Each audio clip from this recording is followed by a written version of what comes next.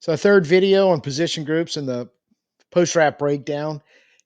And we're looking at three position groups. I think that were a little question mark, but with some strength. But we did a pretty good job of getting three players that are going to help Brandon Staley reshape and reload this Saints defense. I'm Tim. Let's talk Saints. So I think defensive interior is one spot on the Saints roster where you have a lot of bodies, and much like offensive line, you kind of have a lot of uncertainty for almost as much uncertainty as you have available players going into the first part of the offseason. We do know they traded for Devin Godshaw, can play multiple spots across the defensive line, position flexibility, keeps coming back. But we know for sure he's played in his career an awful lot. Zero technique, head up on the center, and he's able to work that A gap between the center and the guards. If you're going to go an odd man front, you definitely need to have that.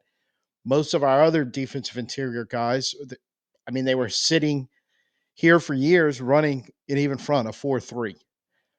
So some subtle changes in there, and it doesn't mean that they can't play it, and doesn't mean that they haven't played it at some point in their career, but it does mean they haven't done it in the last couple of years. And we're talking Brzee, Ridgeway, Saunders, and Shepard as the main core group. And also the difference between what they're trying to get out of the terminology of a odd man front, a 3-4, nose guard, defensive end, because you only have three men on the line of scrimmage, and they were calling, well, that the two guys, defensive ends, but they weren't the edge. They weren't on the edge of the line of scrimmage. It was typically outside linebackers handled that.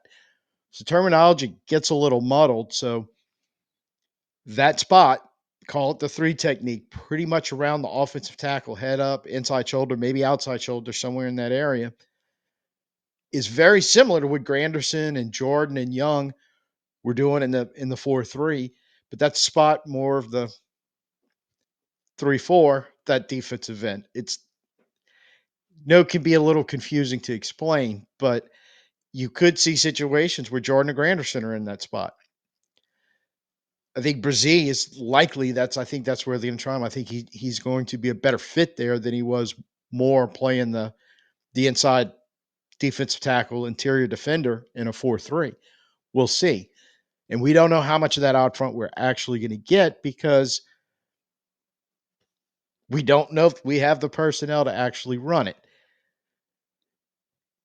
Enter Broughton.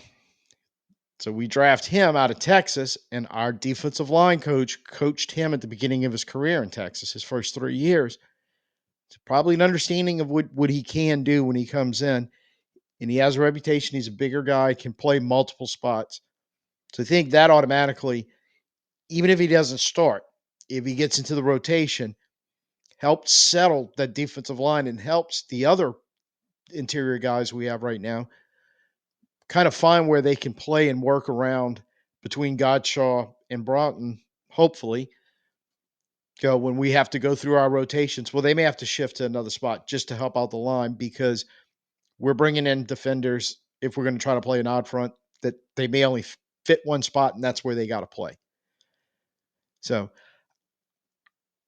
to me, it was a weaker spot just because of the huge amount of uncertainty around it as far as who's going to play where, who's going to be available, and then you add in how many older guys you have in that defensive tier, including Godshaw, who we traded for, who are likely to be on the declining side. So you're not really young there, and you may not be as quite flexible in scheme and position as you would like to be, but you got to start somewhere. And I think bringing Broughton in, I think really gives you a little better chance. Now, the wild card in this is Boyd. It's our 6th-round pick last year. Never really saw the field. Don't know if he was a compatible 4-3 front. This could be just another case where we drafted a guy that didn't necessarily fit the scheme we had. He may be a better fit in the scheme that's coming. He is a bigger guy, and you just kind of look at him and go, wonder if you can put him on the nose, line him up over center, see what he can do, head up on the center and in the gaps. So this is just uncertainty, but I think the Saints did themselves a favor, and it sounds like post-draft press conference They were aware of this. They were looking. They knew defensive tackle, which was deep in this draft. So that fourth round pick on Broughton doesn't necessarily, or third round pick, sorry, on Broughton doesn't necessarily mean as much as a second round pick, just because there was a lot of depth in that draft and they knew it. And this is a guy that, your defensive line coach is very familiar with, and they might have just had that a second round grade, knowing, hey, it's a deep class. There's multiple second round grade guys. He's one of them. We know him. If he's there in the third, we're taking him. So I think he's a key addition and can help bump this up. But it's going to really come, I think, the Brazils, the Ridgeway, the Saunders, the Shepherds, being able to jump into this new scheme, this new role, and being able to handle it if we go full blown 3-4 odd front. And if we go back to the 4-3, to be honest with you, they're going to have to be better. So either way, it's a weaker position with a lot of bodies available that hopefully, and look, really and truly where it's got to start, they have to stop the run, because if we do not improve at stopping the run, you can just guarantee bank you're going to have another long season, and 5, 6, 7 wins is probably your ceiling at that point. So there's going to be a lot on this.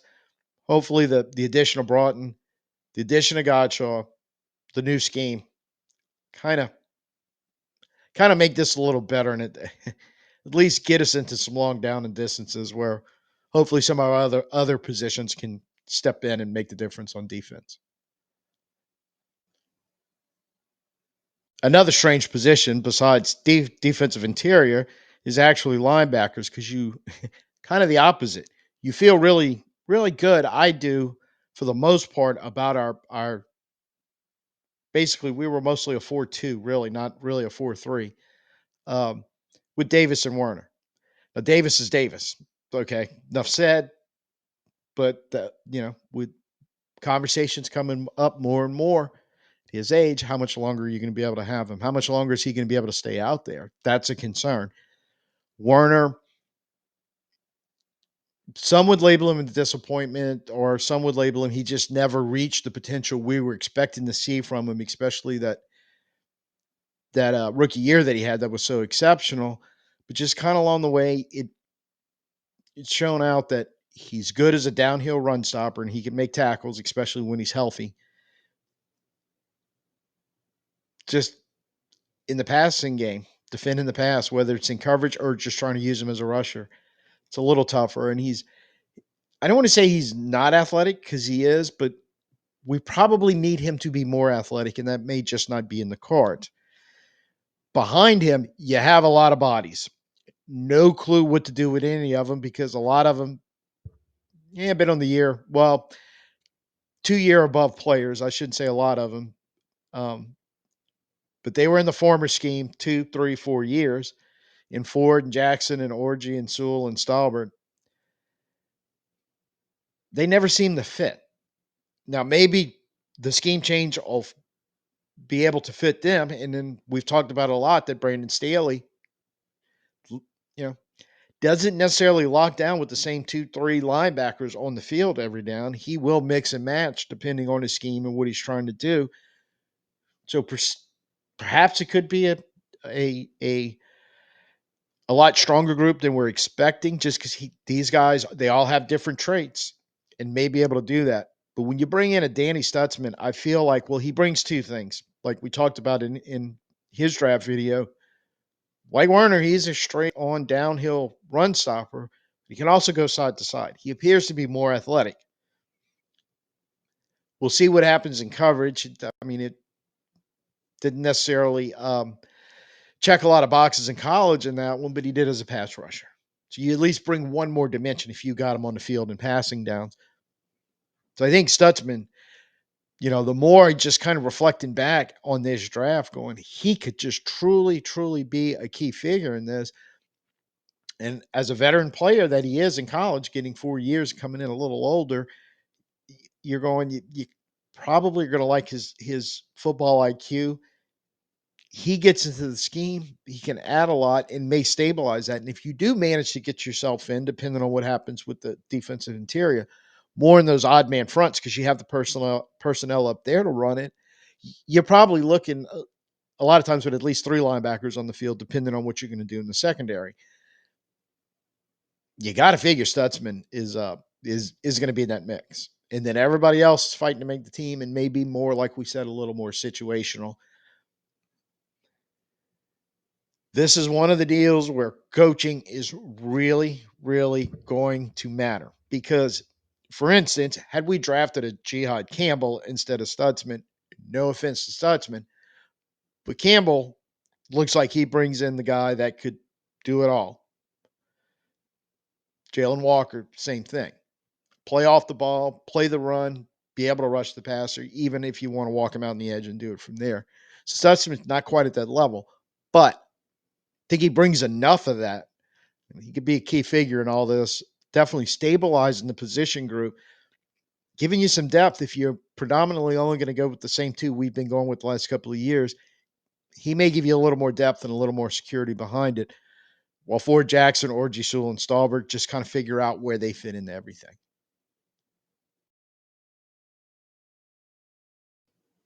Last group we'll talk about is the safety group, and it feels like the almost exact same conversation as linebacker.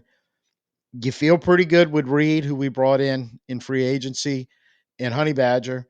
But Honey Badger, you know, like Demario Davis, is getting up there as a declining player. You don't know how much longer you're going to have him, and you don't know, you know, his health and availability is a little bit of an issue over the last couple of years. And even though he did miss much time last year, you could obviously look at him and tell it was collecting some injuries that he was trying to fight through and affected his play at times. Outside of that, it gets real lean. You're basically looking at Howden, Gray, and Gray primarily a special teamer, but you did see him take some snaps at safety last year. He had to with all the problems we had going on. Bradford, and then Amadi, who we talked about in the cornerback video. He can fly in here and just kind of cover some of the safety spots if you really need him to. Um, so you added Jonas Sanker in the third round, or Jonas Sanker, I believe it is actually. Um, I think it's a great pick, and I think he was actually mentioned by the Saints at post draft about his special team ability, which is key because it looks like with some subtle changes to the kicking game, we're going to have more returns, and that's going to be more and more of a deal. And you need more and more younger players able to handle that. And if Howden or Bradford or Amadi has to play more of that safety role, backing up Reed and Matthew, or being the third safety on the field, well, somebody has to step up and feel what they're doing on special teams because they're all likely going to play it if they make the final roster. Or Sanker is going to be the guy that's going to step up and take over that third safety role. We talked about what he was known for in college at Virginia, being that box guy, really being someone up there that racks up a lot of tackles around the line of scrimmage and can play in that space as a defensive back, be very effective in stopping the run.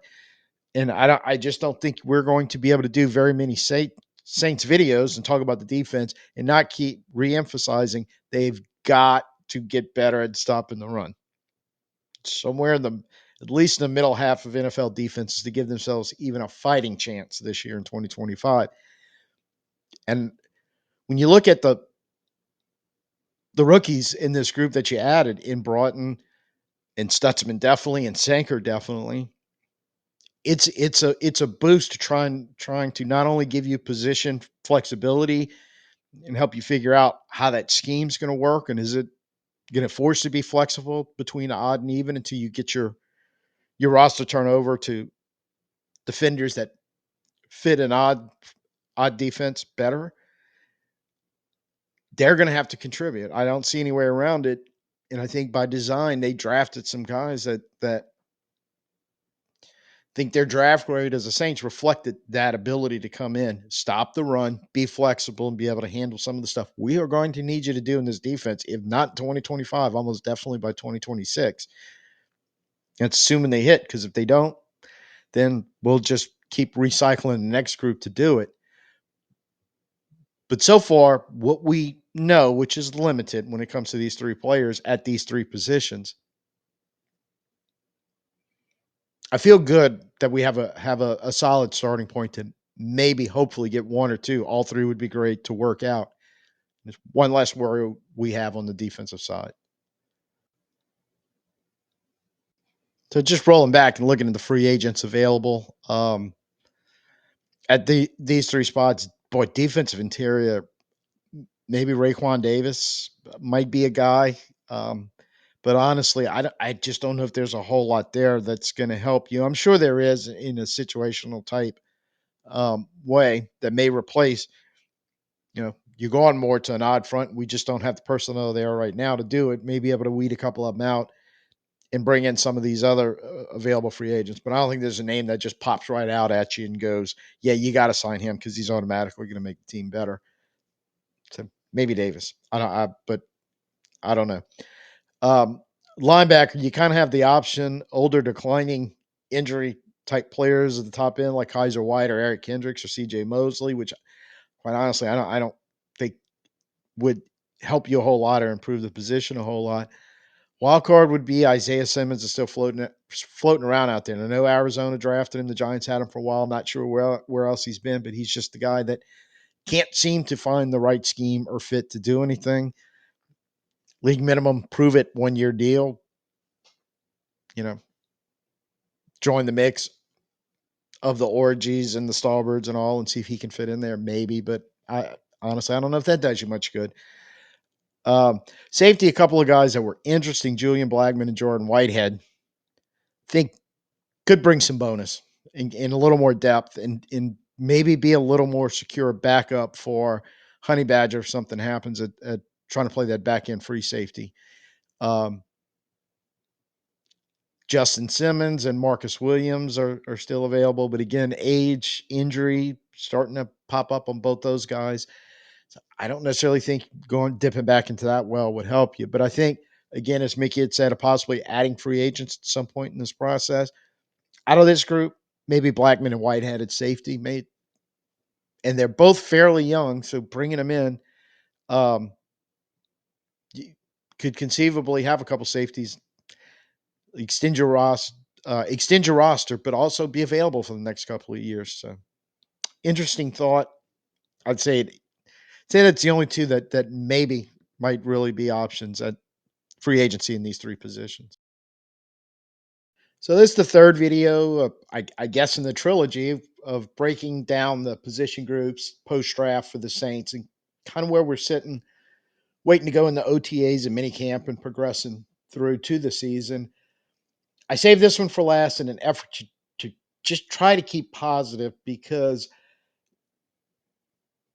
I still think we're on a lot of shaky ground for a lot of different reasons. But these are three groups that there were some questions, and there still are, but I like what we did in the draft for all three of them, especially Stutsman. I really, really like that young man, the way he plays the game, and coming into what they're going to try to do in this defense. But Broughton and Sanker bring a lot of stuff we need too. And I think the most important thing is ability at positions of needed importance when it comes to stopping the run. I think you've got a pretty solid foundation with all three of these young players. Hope and excitement. Bit of a pipe dream, I think, about how far this team can go, about maybe possibly winning the division and making the playoffs. But hey, dreams do come true. So we're going to try to stay positive until they start giving us reasons not to, right? So, first time here, please go ahead, give me a subscribe, give me a like. Everybody drop in the comments what you think. Y'all been doing a fantastic job of it lately. Well, normally y'all do, but a really good job lately. And for you new people here, this is the third one. In case you didn't see the first two, I'll go ahead and make sure they're on the end card somewhere right here. So you can go back, click on them, and watch those. So until I see you next time, I'm Tim. Peace out and hoot at.